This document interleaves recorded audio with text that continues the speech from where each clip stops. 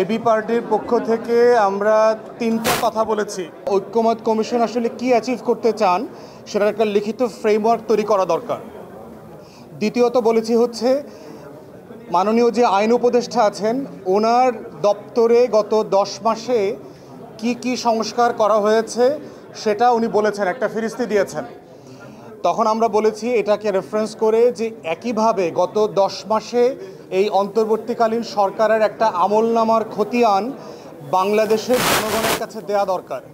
এইটা অন্তর্বর্তীকালীন সরকারের পুরোটা মিলে একটা যেমন দেয়া দরকার, আইন উপদেষ্টার মতো ডিপার্টমেন্ট ধরে ধরে প্রত্যেক উপদেষ্টার আমলনামার কাজের একটা খতিয়ান দেওয়া দরকার যে তারা আসলে কী কী অ্যাচিভ করেছে, এবং তখন ওটা আমাদের জবাবদিহিতার জন্য, স্বচ্ছতার জন্য জরুরি হবে তাদেরকে জবাবদিহিতা করবার জন্য।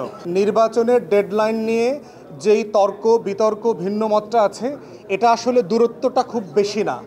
এখানে যতটুকু না সময়ের গ্যাপ আছে তার থেকে হচ্ছে মনস্তাত্ত্বিক দূরত্বটা একটু বেশি, এবং সেটা আমরা বিশ্বাস করি ডিসেম্বর থেকে জুনের ভিতরে যেই তারিখটাই হোক সেটা আলোচনা সাপেক্ষে সমন্বয় করে সবার সাথে পরামর্শ এবং ঐক্যমতের ভিত্তিতে একটা দিন তারিখে আসা সম্ভব বলে আমরা বিশ্বাস করি।